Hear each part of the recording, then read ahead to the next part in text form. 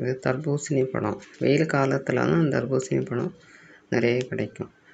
இது நீர்ச்சத்து அதிகம் உள்ள பழம். அதனால் வெயில் காலத்தில் கிடைக்கும்போது எல்லோரும் வாங்கி நிறைய சாப்பிடுவாங்க. இது ரோட்டோர கடைகளில் கூட இந்த தர்பூசணி பழம் நிறைய கிடைக்குது. அங்கே நல்லா கீத்தாக வெட்டி அப்படியே வியாபாரம் பண்ணுறாங்க. அப்படியே வாங்கி சாப்பிட்லாம். அது ஜூஸ் போட்டும் கொடுக்காங்க. அதுவும் நம்ம வாங்கி குடிக்கலாம். இல்லைன்னா முழு பழமாக வாங்கிட்டு வீட்டில் நம்ம வெட்டி சாப்பிட்லாம். பொதுவாக அதை பழத்தை முழுசாக அந்த துண்டுகளாக நறுக்கி சாப்பிட்டா தான் உடம்புக்கு நல்ல சத்துன்னு சொல்லுவாங்க. ஏன்னா நிறைய பழத்துண்டுகள் இருந்ததுனால நாங்கள் அதை ஜூஸ் போட்டு குடித்தோம்.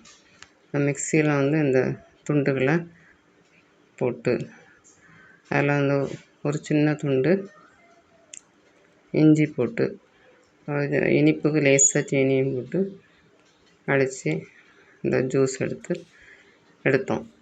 அந்த ஜூஸ் நல்லா வடிகட்டிட்டு அந்த சக்கையெல்லாம் எடுத்துட்டு குடித்தோம். இந்த வெயில் காலத்தில் கிடைக்கக்கூடிய இந்த தர்பூசணி பழத்தை எல்லாருமே வாங்கி சாப்பிடுங்க.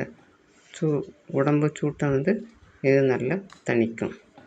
இந்த வீடியோவை லைக் பண்ணுங்கள், ஷேர் பண்ணுங்கள், சப்ஸ்கிரைப் பண்ணுங்கள்.